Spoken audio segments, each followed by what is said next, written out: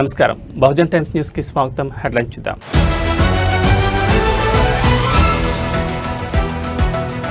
లండన్లో చంద్రబాబుతో భారత హైకమిషనర్ భేటీ. ఏపీ, యూకే యూనివర్సిటీల మధ్య భాగస్వామ్యంపై చర్చ.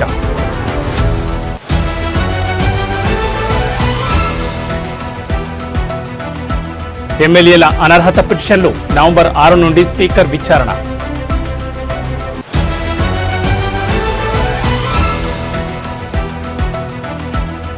మాజీ ఎమ్మెల్యే చెవిరెడ్డికి అస్వస్థత, మంగళగిరి ఎయిమ్స్ కు తరలింపు.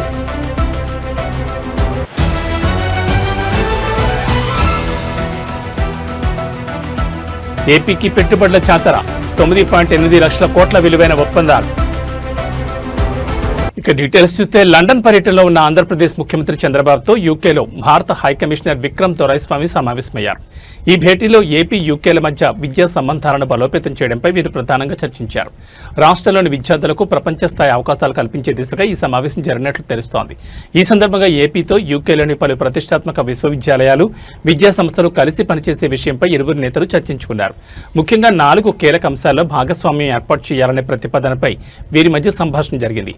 కేంద్ర ప్రభుత్వ సహకారంతో జాయింట్ వెంచర్లు ఏర్పాటు చేయడం ద్వారా విద్యారంగంలో కొత్త అవకాశాలు సృష్టించడంపై దృష్టి సారించారు. అలాగే ఏపీ, యూకే వర్సిటీల మధ్య విద్యార్థుల మార్పిడి కార్యక్రమాలను ప్రోత్సహించడం ద్వారా ఇరు ప్రాంతాల విద్యార్థులు విజ్ఞానాన్ని, సాంస్కృతిక అంశాలను పరస్పరం పంచుకునేలా చూడాలని నిర్ణయించారు. ఈ కార్యక్రమాల ద్వారా ఏపీ విద్యార్థులకు అంతర్జాతీయ ప్రమాణాలతో కూడిన విద్య, పరిశోధన అవకాశాలు లభిస్తాయని ప్రభుత్వం భావిస్తోంది. ఈ భేటీ ఏపీ, యూకే మధ్య విద్యా సంబంధాల్లో ఒక కీలక ముందడుగుగా భావిస్తున్నారు.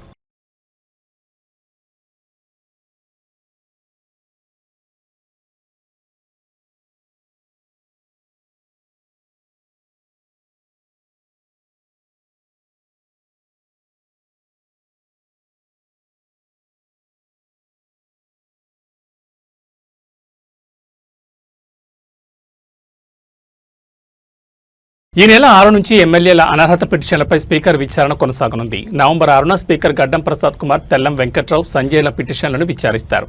7న పోచారం శ్రీనివాసరెడ్డి, అరికెప్పుడు గాంధీల పిటిషన్లు విచారణ జరుగుతుంది. 12న తెల్లం వెంకట్రావు, సంజయ్ల పిటిషన్లపై రెండోసారి విచారణ కొనసాగనుంది. 13న పోచారం, అరికెప్పుడు గాంధీల పిటిషన్లపై మరోసారి విచారణ నిర్వహిస్తారు. రెండో విడతలో 4 ఎమ్మెల్యేల అనర్హత పిటిషన్లు విచారించనున్నారు. గత 4 రోజుల కిందట తెలంగాణలో ఎమ్మెల్యేల అనర్హత పిటిషన్పై విచారణకు శాసనసభ స్పీకర్ కార్యాలయం సుప్రీంకోర్టును గడువు కోరింది. గతంలో సుప్రీంకోర్టు విధించిన 3 నెలల గడువు అక్టోబర్ 31తో పూర్తయింది. దీంతో మరో 2 నెలల గడువు ఇవ్వాలని స్పీకర్ ప్రసాద్ కుమార్ కార్యాలయం దేశ అత్యున్నత న్యాయస్థానాన్ని కోరింది. 4 ఎమ్మెల్యేల విచారణ మాత్రమే పూర్తయిందని, అంతర్జాతీయ సదస్సులు ఉండడంతో గడువు సరిపోలేదని సుప్రీంకోర్టు తెలిపింది.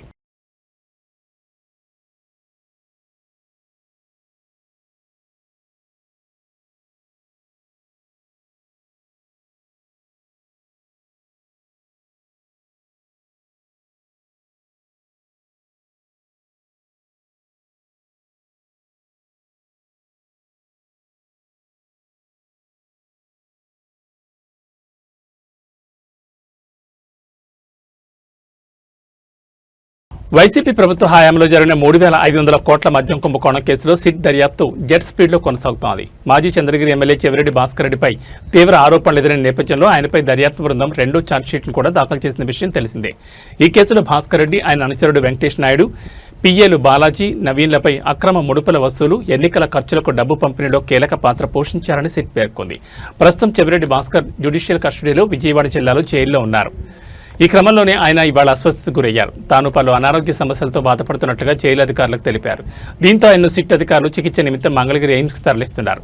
కాగా వైసీపీ హయాంలో మద్యం సరఫరా కంపెనీలు, డిస్టిలరీల నుంచి నెలకు 60 నుంచి 70 కోట్ల ముడుపులు కొల్లగొట్టినట్లుగా సిట్ తేల్చింది. ఈ సొమ్ములో 250 నుంచి 300 కోట్లు ప్రకాశం, నెల్లూరు, చిత్తూరు జిల్లాలో వైసీపీ అభ్యర్థులకు ఎన్నికల ఖర్చులకు చేస్తారని పేర్కొన్నారు. చెవిరెడ్డి భాస్కర్ రెడ్డి ఈ ప్రక్రియలో ప్రధాన మధ్యవర్తిగా పనిచేశారని, హైదరాబాద్లోని నిహారిక ఇంటర్లేక్ అపార్ట్మెంట్, మారుటి టవర్స్ వంటి ప్రదేశాల్లో డబ్బు దాచి రాజ్ కసిరెడ్డి ద్వారా తరలించారని అభియోగాలున్నాయి. ఆయన అనుచరుడు వెంకటేష్ నాయుడు డబ్బు లావాదేవీలు చేపట్టారని, హైదరాబాద్ ఫామ్ హౌస్లో 35 కోట్లు లేఖించిన వీడియో సిట్ సంపాదించింది. ముడుపులు డిస్టిలరీ కంపెనీల నుంచి వచ్చాయని, భాస్కర్ రెడ్డికి పంపారని సిట్ అధికారులు చెబుతున్నారు. భాస్కర్ రెడ్డి మాజీ గన్మ్యాన్ మదన్ రెడ్డి గిరిని విచారించినప్పుడు తమపై ఒత్తిడి చేసి తప్పుడు సాక్ష్యాలు రుద్దుతున్నారని ఆరోపణలు చేశారు. అయితే సిట్ ఇవి రాజకీయ కుట్రలని కొట్టిపాడేసిన విషయం తెలిసిందే.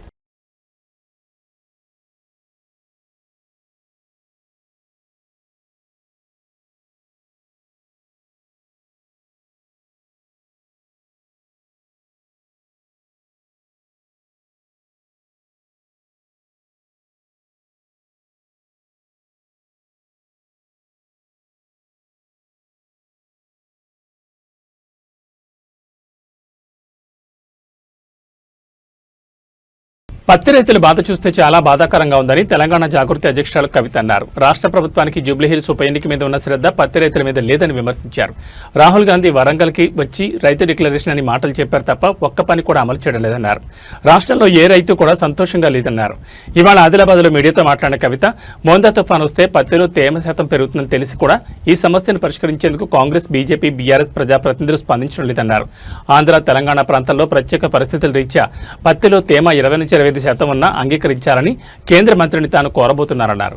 జూబ్లీహిల్స్లో రైతులు ఉంటే మా రైతుల కష్టాలు తీరేవని రైతులు చెప్పుకుంటున్నారని అన్నారు. పేదలకి ప్రభుత్వం విద్యను దూరం చేసే ప్రయత్నం చేస్తోందని, ఫీజు రియంబర్స్మెంట్ ఈఎంఐల మాదిరిగా వేస్తామని హామీ ఇచ్చిన కాంగ్రెస్ అధికారంలోకి వచ్చాక పట్టించుకోవడం లేదని కవిత విమర్శించారు. ప్రైవేట్ కాలేజీల యాజమాన్యాలు సింబాలిక్గా కాలేజీలు బంద్ చేయాలని పిలుపునిచ్చారు. కాలేజీల యాజమాన్యాలకు తాము మద్దతు ఇస్తున్నామని తెలిపారు. మార్చి, ఏప్రిల్లో కొత్త పార్టీ అనౌన్స్ చేయబోతున్నారని జరుగుతున్న ప్రచారంపై కవిత స్పందించారు. అలాంటిదేమీ లేదని, ప్రజాబాట కార్యక్రమం ఏప్రిల్ 13న ముగుస్తుందన్నారు. ఈ 4 నెలల పాటు ప్రజల సమస్యలను అర్థం చేసుకుంటామన్నారు. జాగృతి జనం బాట పొలిటికల్ ఎజెండా కాదని, పబ్లిక్ ఎజెండాతో ముందుకు వెళ్తుందన్నారు. ఈ యాత్ర కొనసాగుతున్న క్రమంలో సంస్థను బలోపేతం చేసుకుంటామన్నారు. అనేక మంది జాగృతి పాత కార్యకర్తలతో పాటు కొత్తవారు మాతో కలిసి పనిచేసేందుకు సిద్ధంగా ఉన్నారన్నారు.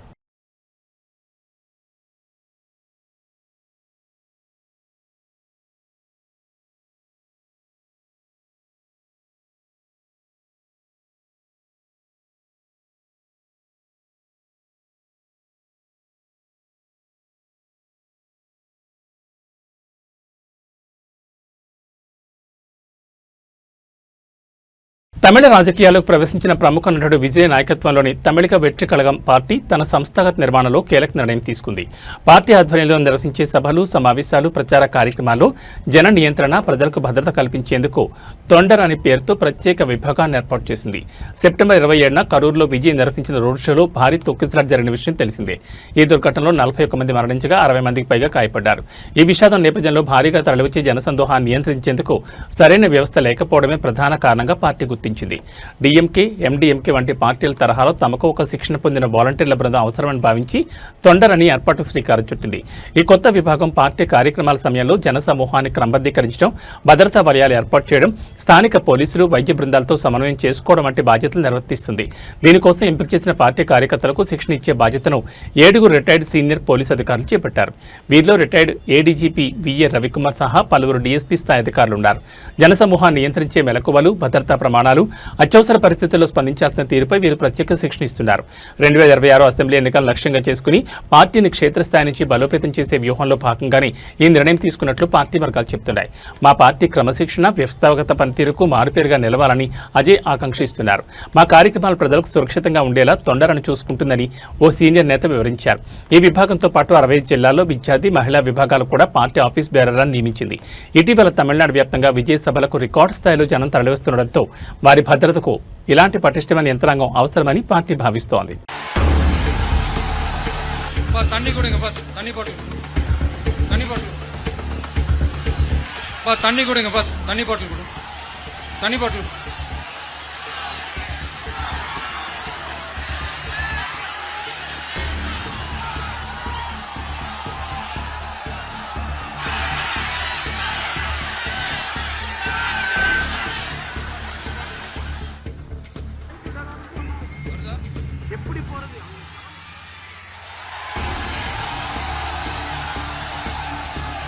நண்பா கொஞ்சம் வழி விட்டுருங்க.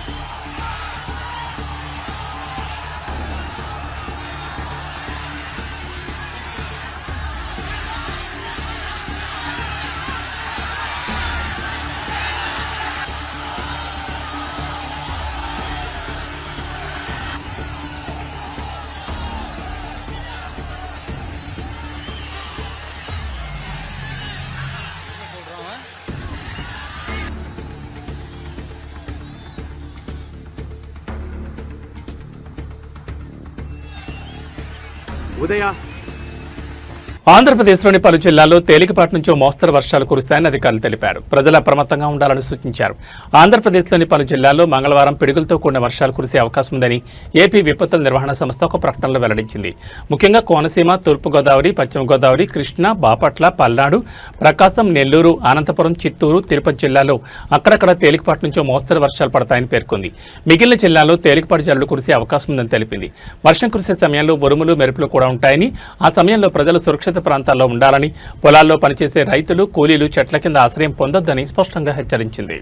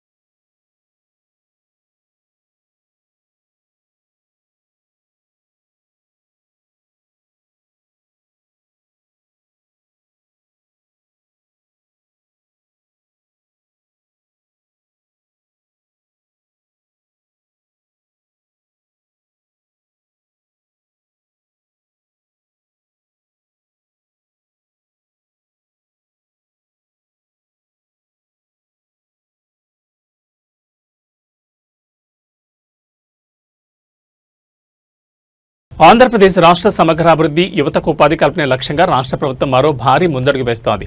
పారిశ్రామిక ప్రగతికి పెద్దపీట వేస్తూ రాష్ట్రానికి పెట్టుబడులను ఆకర్షించేందుకు నవంబర్ 14-15 తేదీల్లో విశాఖపట్నం వేదికగా ప్రతిష్టాత్మక సిఐఈ భాగస్వామి సదస్సు నిర్వహించనుంది. ఈ సదస్సు ద్వారా రాష్ట్రంలోకి 9.8 లక్షల కోట్ల విలువైన పెట్టుబడులను ఆకర్షించడంతో పాటు 7.5 లక్షల ఉద్యోగాలను సృష్టించే దిశగా కీలకమైన 410 అవగాహన ఒప్పందాలు కుదరనున్నాయని రాష్ట్ర ప్రభుత్వం సోమవారం అధికారికంగా ప్రకటించింది. ఈ సదస్సు కేవలం పెట్టుబడికే పరిమితం కాకుండా ప్రజలు, ప్రభుత్వం, కార్పొరేట్ సంస్థల మధ్య ఒక బలమైన త్రైపాక్షిక భాగస్వామ్యానికి నాంది పలుకుతుందని స్పష్టం చేసింది. ఈ సదస్సు వివరాలను ఐటీ, మానవ వనరుల అభివృద్ధి శాఖ మంత్రి నారా లోకేష్ మీడియాకు వెల్లడించారు. రాష్ట్రంలో 20 లక్షల ఉద్యోగాలను సృష్టించాలనే ప్రభుత్వ లక్ష్యానికి ఈ సదస్సు ఒక శుభారంభం వంటిదని ఆయన అభివర్ణించారు. అభివృద్ధిని కేవలం ఒకే ప్రాంతానికి పరిమితం చేయకుండా రాష్ట్రంలోని ప్రతి ప్రాంతానికి విస్తరింప చేయాలన్నది తమ ప్రభుత్వ సంకల్పమని ఆయన పునరుద్ఘాటించారు. రాష్ట్రానికి వచ్చే ప్రతి పెట్టుబడి యువత సాధికారతకు దోహదపడాలన్నది తమ ఆశయమని స్పష్టం చేశారు. ఈ సందర్భంగా వేగాన్ని కోరుకునే కంపెనీలు ఆంధ్రప్రదేశ్ని ఎంచుకుంటాయి అనే నినాదాన్ని ఆయన ఆవిష్కరించారు. ఈ సదస్సు మన ప్రజలు, మన ప్రభుత్వం, భవిష్యత్ ప్రణాళికలు కలిగిన కార్పొరేట్ సంస్థల మధ్య ఒక గొప్ప భాగస్వామ్యం. ఇక్కడ కుదిరే ప్రతి ఒప్పందం మన యువత కళలకు మేము ఇచ్చే హామీ. ఆంధ్రప్రదేశ్ని ఎంచుకోవడం అంటే వేగాన్ని, నమ్మకాన్ని, అవకాశాన్ని ఎంచుకోవడమే.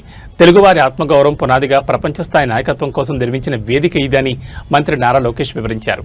అంతేకాకుండా ఒప్పందాలతో పాటు రాష్ట్రంలో వికేంద్రీకృత అభివృద్ధిని బలపరుస్తూ 2.5 లక్షల ఉద్యోగాలను సృష్టించే 2.7 లక్షల కోట్ల విలువైన ప్రాజెక్టులకు శంకుస్థాపనలు కూడా చేయనున్నారు. నవంబర్ 14-15 మేము సిఐ పార్ట్నర్షిప్ సమిట్ విశాఖపట్నంలో ఏర్పాటు చేస్తాం జరిగింది. పార్ట్నర్షిప్ సమిట్ అనేది కేవలం పెట్టుబడులకే కాదు, అక్కడ మేము పెద్ద ఎత్తున చర్చలు జరుగుతాయి, కనెక్షన్స్ ఏర్పడతాయి. Industrial leaders, investors, innovators, policy makers అందరూ విశాఖపట్నానికి వచ్చి రాబోయే డికేడ్ లో ఎలాంటి టెక్నాలజీస్ రాబోతున్నాయి, ఎలాంటి మార్పులు రాబోతున్నాయి, ఆ మార్పుల్లో ఆంధ్ర రాష్ట్ర పాత్ర ఏంటి, ఆంధ్ర రాష్ట్రం ఏం చేస్తే బాగుంటుంది, భారతదేశం కూడా ఏం చేస్తే బాగుంటుందని చర్చించే వేదిక. అందుకే మేము partnership summit, investor summit, that is very very important. ఇక్కడ కూడా మీరు చూస్తే నిర్మలా సీతారామన్ గారు, పీయూష్ గోయల్ గారు, మన మంత్రి రామ్మోహన్ నాయుడు, అదేవిధంగా అశ్విని వైష్ణవ్ గారు, అన్నపూర్ణ దేవి గారు, అనేక మంది ఎంఓఎస్ కూడా ఈ పార్ట్నర్షిప్ సమిట్ కు వస్తూ జరుగుతుంది. సుమారుగా 300 మంది పార్టిసిపెంట్స్ 45 దేశాల నుంచి ఇప్పటికి కన్ఫర్మేషన్ ఇచ్చారు. దాంట్లో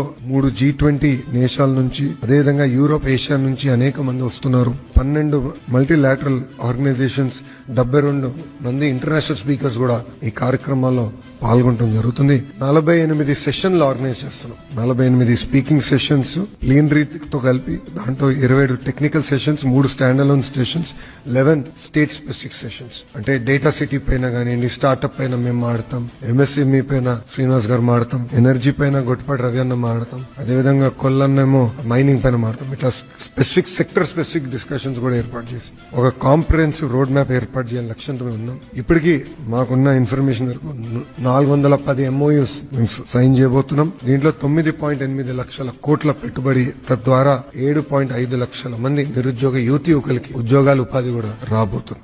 గచ్చిబౌలి టీఎన్జీఓ కాలనీలోని కో లివింగ్ రూమ్స్ లో పోలీసులు మెరుపుదాడులు చేశారు. డ్రగ్స్ పార్టీ చేసుకుంటున్న 12 మందిని ఎస్ఓటీ పోలీసులు అరెస్ట్ చేశారు. కర్ణాటక నుంచి డ్రగ్స్ స్మగ్లింగ్ చేస్తున్న గుత్తా తేజతో పాటు మరో నైజీరియన్ హైదరాబాద్ యువతకు అమ్ముతున్నట్లు గుర్తించారు. ఈ రైడ్స్ లో 6 డ్రగ్స్ పెడ్లర్స్, 6 కన్జ్యూమర్స్ ను అదుపులోకి తీసుకున్నారు. MDMAతో పాటు గంజాయిని స్వాధీనం చేసుకున్నారు.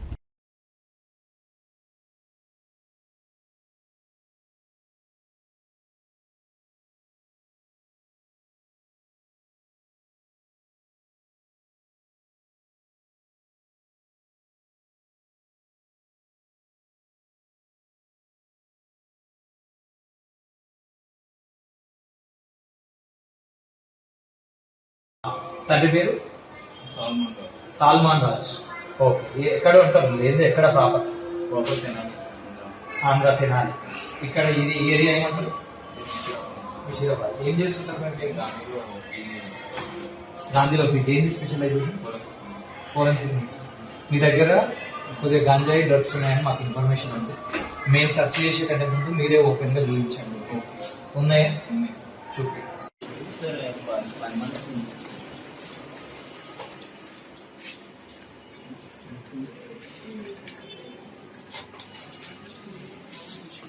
ఏమేమి ఉన్నాయి బాబు? చూపి. నువ్వు ఓజీ ఎంత ఉంది? ఓజీ పౌండ్స్ అంటే 14 గ్రామ్స్. 14 grams sir. ఇదే కదా ఓజీ? అదే OG sir. Ganja, hybrid ganja. Yes sir. Sir అది మరి ఇందులో ఏమో మెత్, ఇంకో ఇదేమో meth sir. Cocaine, meth and cocaine ఉంది సార్. Okay, meth sir. అది MDMA. MDMA sir. Okay, white colour ఇంకొక ఐటమ్ ఉంటుంది సార్, అది కోక్. కోక్ కూడా ఉందా? ఇదేనా? అది కోక్. ఇది కోకా? Yes sir. ఓకే, MDMA, ఇవన్నీ కోక్. ఇవన్నీ అంటే రోల్ అంటే స్మోక్ చేయడానికి ఇదే అల్లు అవుతుందా? ఓకే, ఇదేంటిది బాబు? ఇవి THC గమ్మీస్ సార్. గమ్మీస్. ఏమంటారు వీటిని? THC gummies. THC gummies. Okay, దేంతో ఉంటుంది బాబు అది? సార్ అవి నేను 2.5 ఇవి papers, LSD papers. LSD papers. Yes sir. 4, 4, 8, 10. 10 sir. అందులో అవి వేరే సేమ్ LSD పేపర్స్ కానీ డిఫరెంట్. ఎన్ని ఉన్నాయి? 2? ఒకటి సార్. ఒకటి. ఓకే,